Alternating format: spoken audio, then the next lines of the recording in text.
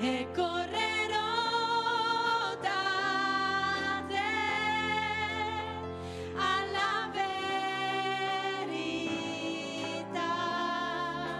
non per potenza, non per forza, ma per lo Spirito tuo, percorrerò con te questa vita e poi mi accoglierai tra le braccia del tuo amore.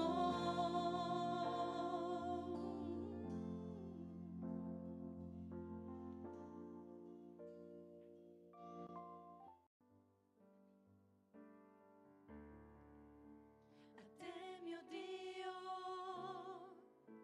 affido me stesso con ciò che sono per te, Signore. Il mondo mio è nelle tue mani e sono tua per sempre.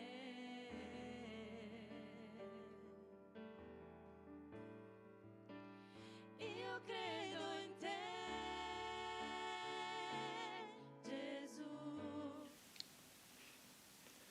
Buonasera, siamo insieme per il ripasso di questa lettera ai Romani che ci ha accompagnato in queste settimane, in questi mesi. Una lettera, mi dissero la prima volta che studiai i Romani nell'ambito della Chiesa evangelica, che questa è una lettera agli italiani.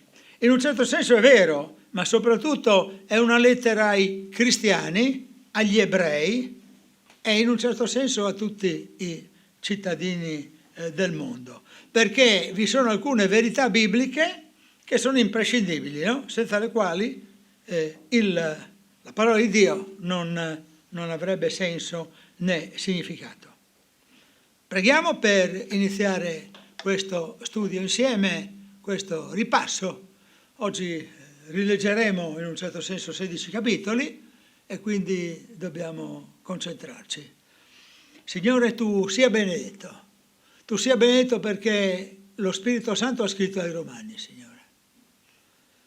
Tu sia benedetto, Signore, perché lo Spirito Santo ha scritto agli ebrei, ha scritto ai cristiani, ha scritto agli italiani, ha scritto a tutti i cittadini del mondo.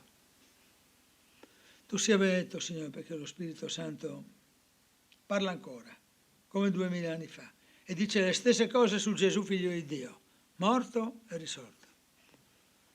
E dice le stesse cose sul perdono dei peccati. Ti preghiamo, Signore, perché noi vorremmo essere dei testimoni del perdono dei peccati per tutti coloro che accettano Gesù come Salvatore, Signore, morto e risorto. Ti preghiamo, Signore, perché ognuno di noi sia pronto a ricevere dalla Tua parola e solo dalla Tua parola le conoscenze per perfezionarsi, per santificarci, come sta scritto. Signore, sia benedetto il Tuo nome, il nome di Gesù Cristo. Amen. Dunque, il primo ragionamento su questa lettera, che ci porta proprio all'incipit, come si dice, cioè all'inizio della lettera. Vorrei immediatamente parlarvi del primo capitolo con i primi 5 versetti. Paolo, servo di Cristo Gesù, chiamato ad essere apostolo, messo a parte per il Vangelo di Dio che egli aveva già promesso per mezzo dei suoi profeti nelle Sante Scritture, riguardo al figlio suo nato dalla stirpe di Davide secondo la carne, dichiarato figlio di Dio con potenza secondo lo Spirito di Santità, mediante la risurrezione dai morti, cioè Gesù Cristo nostro Signore, per mezzo del quale abbiamo ricevuto grazia e apostolato perché si ottenga l'ubbidienza della fede fra tutti gli stranieri per il suo nome. È un manifesto già in se stesso. Paolo si proclama servo di Gesù Cristo, messo a disposizione del Vangelo, si proclama il continuatore di quello che dissero i profeti nelle scritture. Riguardo al figlio di Dio, nato dalla stirpe di Davide, Cristo, investito dello Spirito di Santità. Insomma, per mezzo di Lui la grazia, anche per gli stranieri, e l'obbedienza. La fede nel mondo è proclamata, la fede va oltre ciò che abbiamo imparato a conoscere come il territorio di Israele, dice Paolo ai Romani. La fede nel mondo. Grazie Signore perché la fede è proclamata nel mondo. Un concetto che ritorna in questo primo capitolo è che il Vangelo è un messaggio di salvezza per chiunque crede. Dunque, Romani, voi che avete creduto, dice l'Apostolo, che si rivolge proprio a quanti sono in Roma, amati da Dio e chiamati ad essere santi, la fede nel mondo è salvezza per chiunque crede. Nel capitolo si fa riferimento agli errori dei pagani e il più grande di essi è l'idolatria. I peccati sono espressione della malvagità e l'Apostolo richiama sul fatto che vi sono degli uomini che commettono dei peccati malvagi e questi peccati non soltanto li commettono, ma approvano anche chi li commette. E siamo con la nostra revisione al secondo capitolo. Nessuno giudichi. Il giudizio è una sorta di autocondanna. È Dio che giudicherà i segreti degli uomini, si dice in questo secondo capitolo. Nessuno si vanti nella legge, perché la legge ti dà la consapevolezza di essere un peccatore. Sei un peccatore.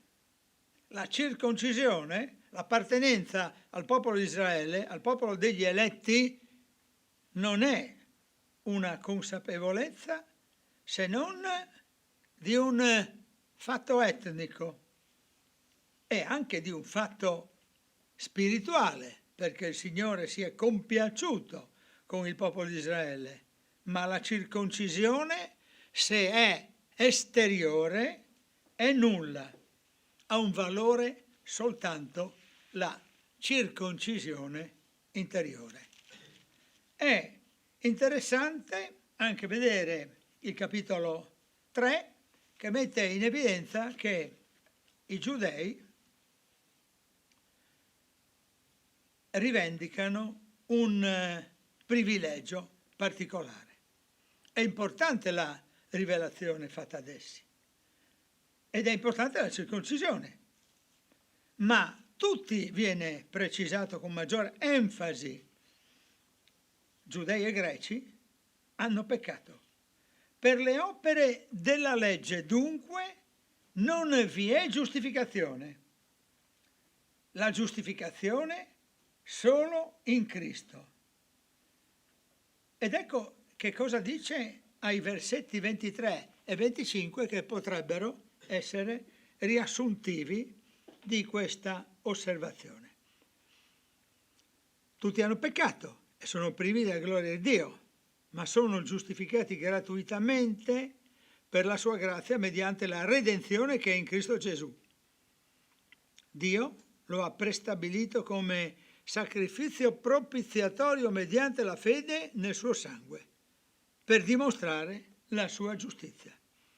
Dio è giusto ed è talmente giusto che per dimostrare la sua giustizia deve mandare come sacrificio propiziatorio per il peccato il suo figlio, perché solo lui ha la completezza per poter determinare la salvezza degli uomini.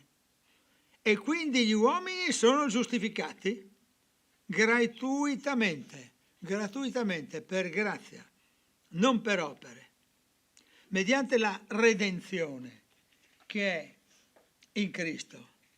Dunque, la legge in questo modo è in un certo senso adempiuta. Questa è la conferma della legge, non è la cancellazione della legge. Non è un superamento in senso che la legge non ha più valore. È una consapevolezza che la legge in se stessa è stata una parte del percorso della proposta che Dio ha fatto al popolo di Israele. Anche il capitolo 4 si sofferma su questa giustificazione attraverso la fede. E l'Apostolo richiama il libro della Genesi e la storia di Abramo.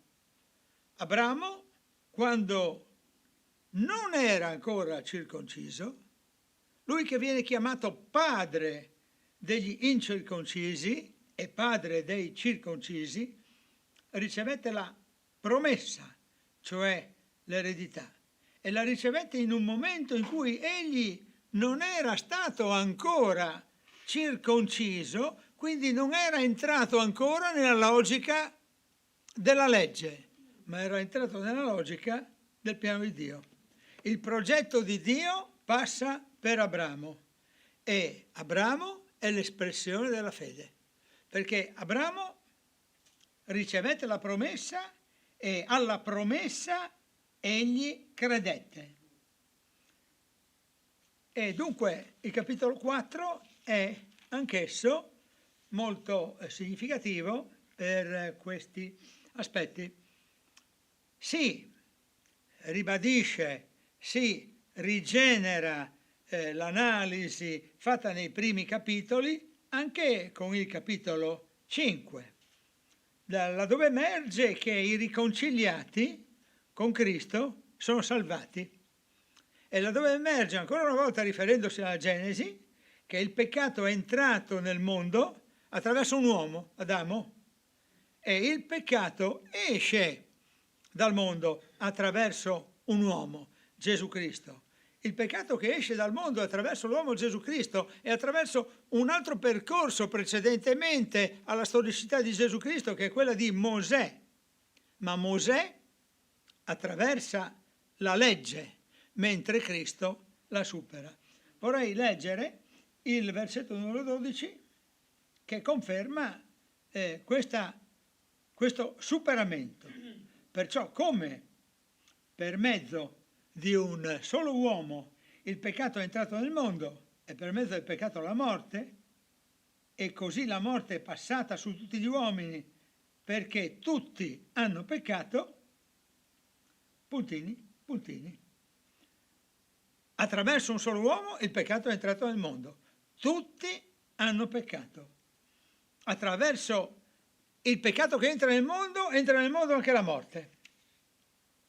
Il capitolo 12 poi mette in evidenza che il vecchio uomo è stato crocefisso con Cristo e al Cristo risorto corrisponde anche alla resurrezione del vecchio uomo. Il capitolo mette in evidenza anche la debolezza della carne, ma certamente, liberati dal peccato, servi di Dio, ci troviamo in una condizione di salvezza. Noi siamo morti al peccato, siamo morti alla legge. Il capitolo numero 6 ci fa vedere come, anche attraverso un esempio, non si può rimanere nel peccato perché la grazia abita in noi.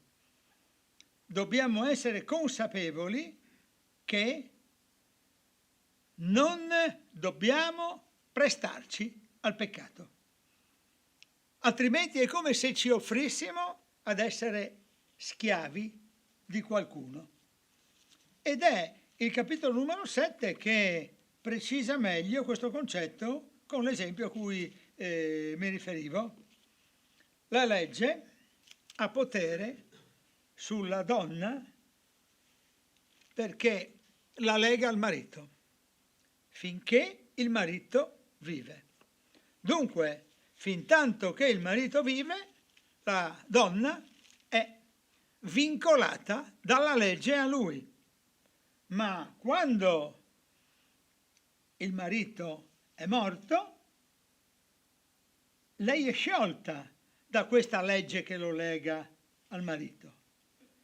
Se legata a un altro uomo nel momento in cui il marito vive, è dichiarata adultera, ma se si lega a un altro uomo nel momento in cui il marito è morto, lei è libera di farlo perché è sciolta dal matrimonio. E in questo modo questo è l'esempio che ci fa vedere come ogni cristiano è tale perché è legato a Cristo ed è slegato dal problema della morte, nel senso che l'uomo vive nella condizione di marito, in un certo senso, del peccato, ma nel momento in cui il peccato muore, perché vive Cristo in noi, noi siamo svincolati dalla legge del peccato. E lo dice con queste parole: anche voi siete stati messi a morte quanto alla legge. Vediate il corpo di Cristo. Il battesimo in Cristo e nella sua morte è una sorta di sepoltura, poi viene anche detto, come Cristo è risorto, anche noi attraverso il battesimo, quindi l'atto di accettazione di Gesù Cristo, siamo morti e risorti. E qui ritorna il concetto del vecchio uomo che è stato crocifisso, come Cristo, anche noi risorti. Non regni dunque, dice l'Apostolo, il peccato nel nostro corpo mortale, perché il peccato non ha più potere su di noi. Siamo sotto la grazia. Eravate schiavi, ora siete liberi. Il salario del peccato è la morte, ora il dono, la vita eterna, è quello che ci libera dal peccato. In pratica il peccato è come un pagamento, mentre la morte di Gesù è un dono. La legge ha potere sull'uomo, su tutto il tempo in cui vive. Ripeto questo concetto. Allo stesso modo la moglie è legata al marito finché vive, voi morti alla legge appartenete al vivente. Appartenete a un nuovo regime, il regime dello spirito. Ho conosciuto il peccato per mezzo della legge, ma per mezzo di essa il peccato ha assunto la sua vera proprietà estrema.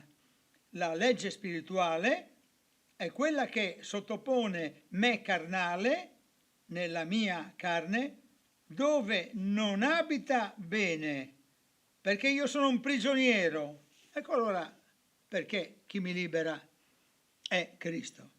E la liberazione però per lo Spirito Santo è proprio il concetto che meglio emerge nel capitolo 8. Nessuna condanna più. La legge non giustifica, è Cristo che giustifica. Egli, Dio, ha mandato in carne Gesù Cristo perché l'uomo possa uscire da questa condizione di peccato. Leggiamo che cosa fa lo Spirito tra i versetti 5 e 10 del capitolo 8. Infatti, quelli che sono secondo la carne pensano alle cose della carne, invece quelli che sono secondo lo Spirito pensano alle cose dello Spirito, ma che ciò che brama la carne è morte, mentre ciò che brama lo Spirito è vita e pace. Infatti, ciò che brama la carne è inimicizia contro Dio, perché non è sottomesso alla legge di Dio e neppure può esserlo. E quelli che sono nella carne non possono piacere a Dio. Voi però non siete nella carne, ma nello Spirito, se lo Spirito di Dio abita veramente in voi. Se qualcuno non ha lo Spirito di Cristo, egli non appartiene a lui. Ma se Cristo è in voi, nonostante il corpo sia morto a causa del peccato, lo spirito dà vita a causa della giustificazione. La carne quindi fa morire, lo spirito dà la vita. E allora più avanti troviamo, se lo spirito dà la vita, noi abbiamo veramente la vita dal Padre e possiamo dire: Abba Padre, sono erede, e se sono erede sono anche erede della gloria, non soltanto del regno. Chiamati, giustificati e glorificati è il processo di continuità di coloro che sono giustificati, di coloro che non sono più sotto il maglio della legge. E allora chi accuserà gli eletti? Chi ci separerà dall'amore di Cristo?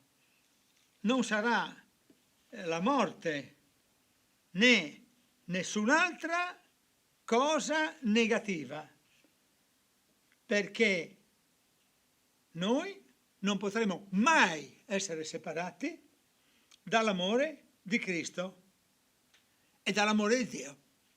Anzi, testualmente è scritto dall'amore di Dio che è in Cristo Gesù. Quindi c'è questa equivalenza. Il capitolo numero 9 ci porta a osservare la tristezza di Paolo nei confronti del popolo ebraico. Gli ebrei sono l'oggetto dell'amore dell'Apostolo. Eppure lui dice: io ho una grande tristezza per questo popolo. È così grande la sua tristezza che utilizza un termine che potrebbe sembrarci veramente stridente. Vorrei essere anatema, dice l'Apostolo. Vorrei essere io al posto di loro, purché essi potessero essere salvati. Perché in effetti la salvezza all'inizio è passata proprio attraverso il popolo di Israele, è passata attraverso l'adozione. Il popolo di Israele ha vissuto una salvezza fatta di adozione, di gloria, di patti, di legislazione. Al popolo di Israele appartiene l'adozione, sono stati adottati. La gloria di essere adottati. I patti, è stato fatto un patto col popolo di Israele da parte di Dio. Il Signore ha promesso e ha richiesto l'impegno, la legislazione, la legge. E invece il popolo di Cristo, il servizio, le promesse, i padri. E si osservi questa corrispondenza nel capitolo. All'adozione corrisponde, per quanto riguarda il mondo cristiano, il servizio. Alla gloria corrisponde la promessa. Ai patti corrisponde la parola padri e alla legislazione la parola Cristo. E qui lo voglio leggere dal versetto numero 4, cioè gli israeliti ai quali appartengono l'adozione, la gloria, i patri, la legislazione, il servizio sacro e le promesse, ai quali appartengono i padri, dai quali proviene, secondo la carne, il Cristo. E allora la prescienza di Dio è una prescienza che sceglie. Non tutti possono essere Israele. Non tutti sono Israele, dice nel capitolo 9. Certamente non si può dire che la prescienza di Dio sia un'ingiustizia. La prescienza di Dio è l'atto supremo della sua giustizia, ma da Lui dipende la prescienza, appunto, quella prescienza che fa sì che Lui abbia scelto Giacobbe e non Esaù. C'è comunque una discendenza in Israele. È come se l'Apostolo dicesse qui ai Romani: state sereni, perché comunque una continuità c'è. E lo dice tra i versetti 30 e 32 del capitolo 9. Che diremo dunque? Diremo che degli stranieri quali non ricercavano la giustizia e hanno conseguito la giustizia, però la giustizia che deriva dalla fede, mentre Israele, che ricercava una legge di giustizia, non ha raggiunto questa legge. Perché? Perché l'ha ricercata non per fede, ma per opere. Essi hanno urtato sulla pietra d'inciampo. Però c'è una discendenza in Israele, nonostante questa pietra d'inciampo che li ha fatti appunto inciampare, scivolare. Il versetto numero 1 del capitolo numero 10 può essere indicativo per farci comprendere una sorta di sintesi del capitolo stesso. Fratelli, il desiderio del mio cuore e la mia preghiera a Dio per loro è che siano salvati. La giustizia di Dio non è la propria.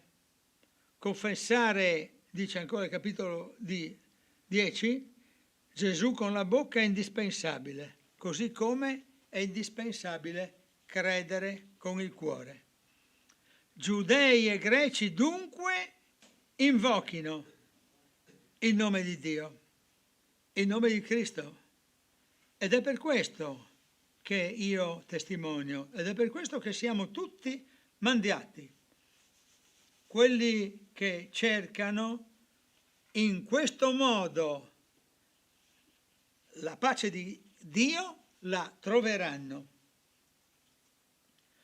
Eppure dobbiamo ricordare come Israele sia stato disubbidiente e contestatore, ma nonostante queste osservazioni, dice il capitolo numero 11, noi possiamo essere certi che Dio non ha ripudiato il popolo di Israele. E io lo dico con molta consapevolezza, dice l'Apostolo, e qui ci informa di essere della tribù di Beniamino.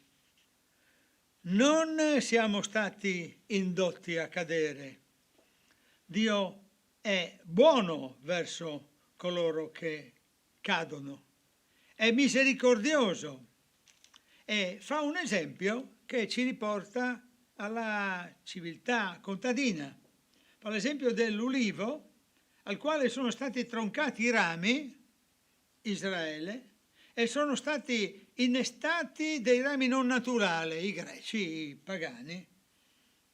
E nel capitolo 11 Paolo sottolinea che Dio reinnesterà i rami, perché la promessa per il popolo di Israele rimane. Quindi nessuno dica che il popolo di Israele è stato reietto per sempre. Il reinnesto è storia, è progettazione divina.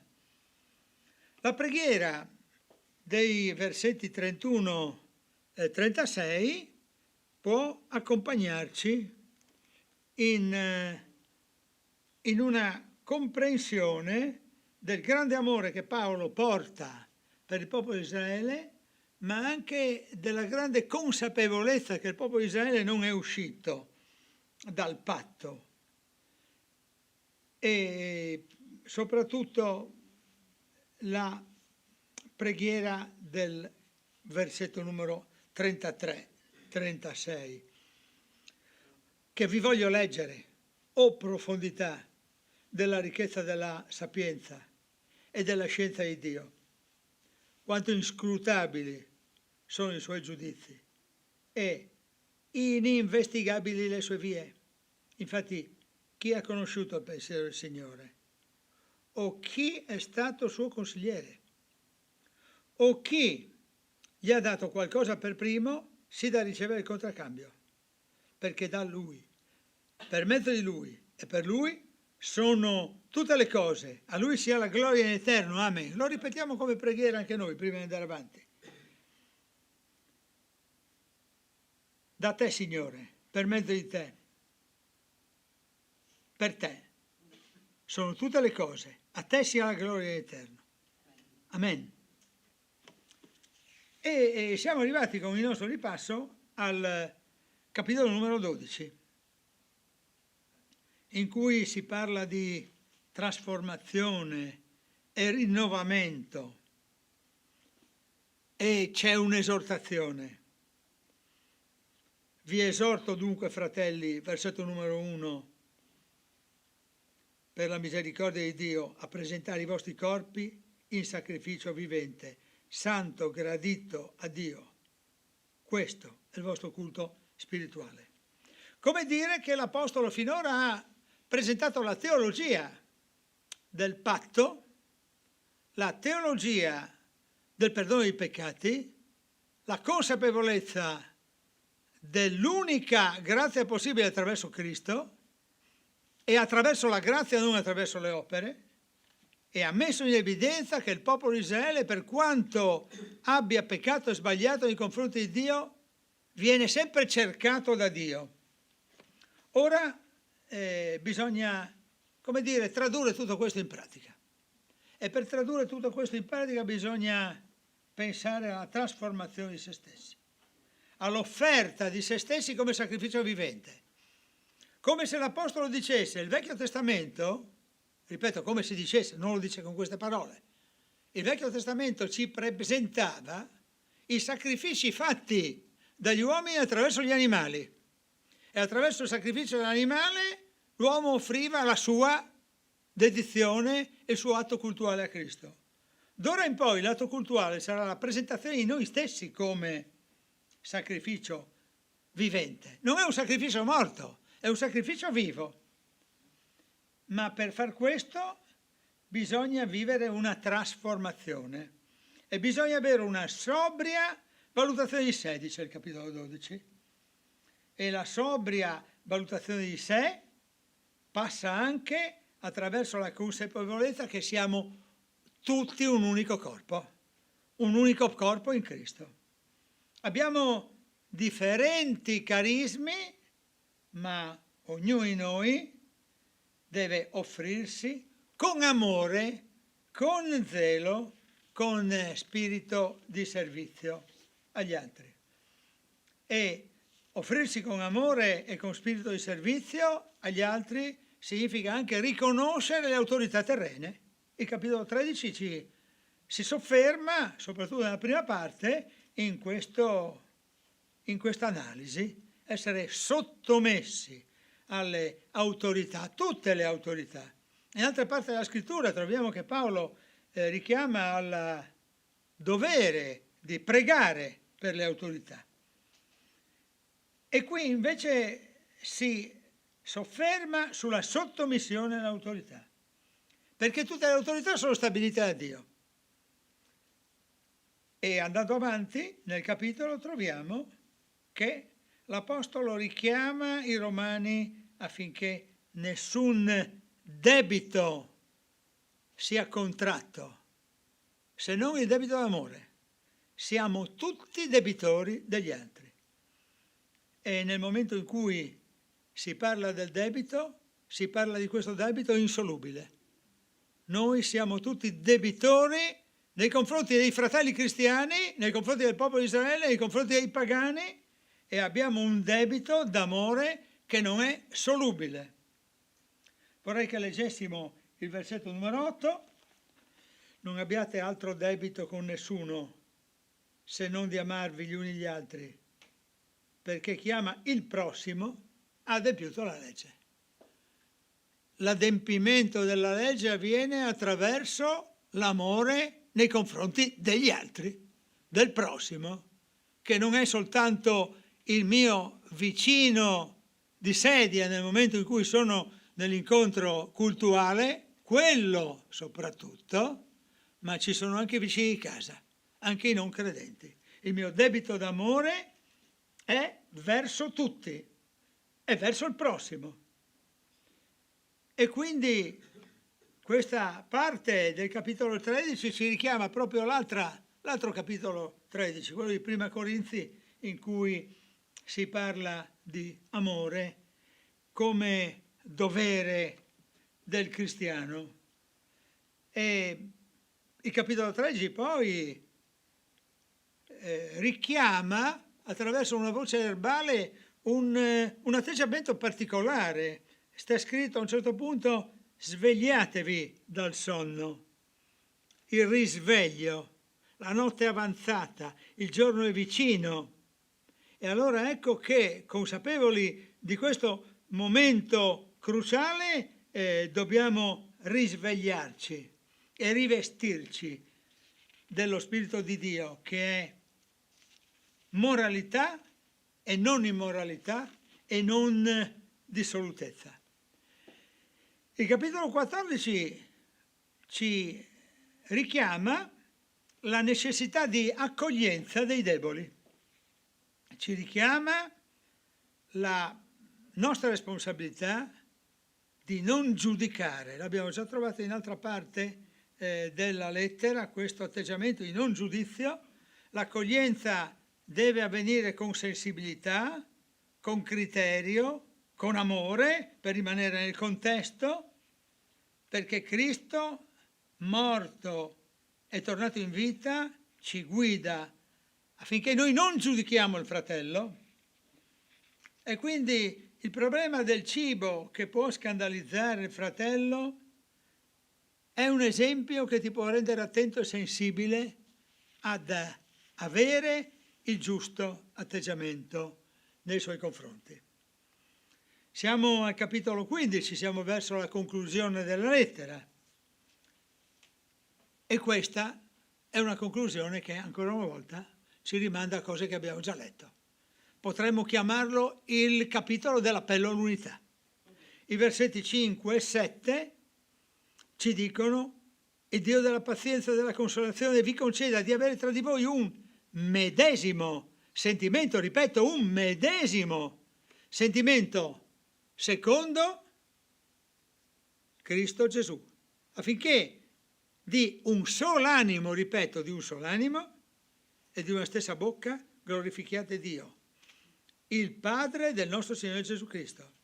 Perciò accoglietevi gli uni gli altri come anche Cristo vi ha accolti per la gloria di Dio. E dunque l'appello all'unità è l'appello all'amore, ancora una volta, all'accoglienza, che sono il presupposto del giusto culto.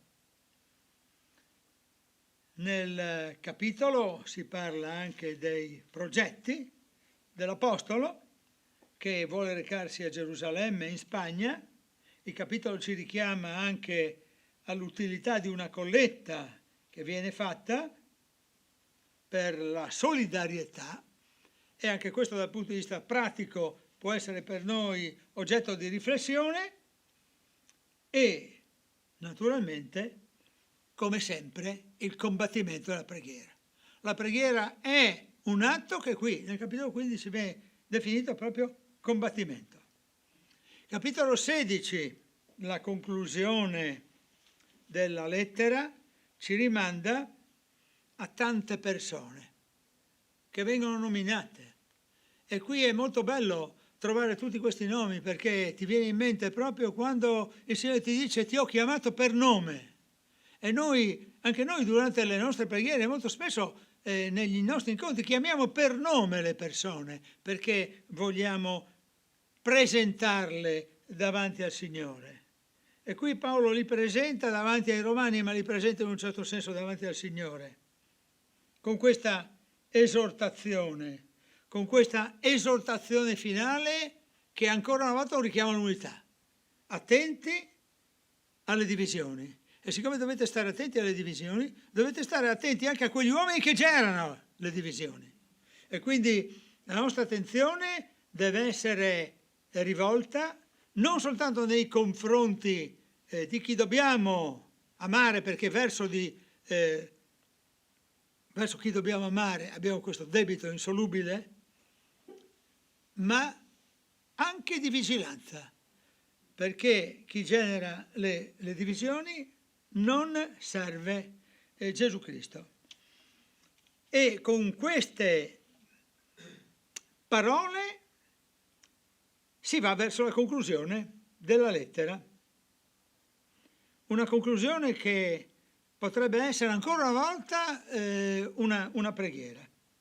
A Dio unico in saggezza per mezzo di Cristo Gesù sia la gloria, nei secoli dei secoli. Amen. Ripetiamolo come preghiera, ed è anche la nostra conclusione del nostro stare insieme questa sera. Per chi ci segue poi con le credenziali c'è la continuazione del nostro stare insieme, appunto, con la parte che viviamo in comunione con coloro che sono online. Ma chi ci seguisse soltanto fino a questo punto, a chi ci segue solo fino a questo punto, io vorrei dire: Signore, a te Dio unico, in saggezza, per mezzo di Gesù Cristo, a te sia la gloria, nei secoli dei secoli. Sia benedetto il tuo nome anche questa sera, Signore. Sia benedetto il nome tuo questa notte, Signore. Benedici chi è con noi, chi continuerà a essere con noi. Benedici anche coloro che non ci sono per diversi motivi. Amplia, Signore, la nostra possibilità di parlare con gli uomini del tuo grande e meraviglioso progetto, Signore, spiegato con così tanta chiarezza e con così tanto amore nella lettera ai Romani. Sia benedetto il tuo nome, Signore. Amen. Ci troviamo tra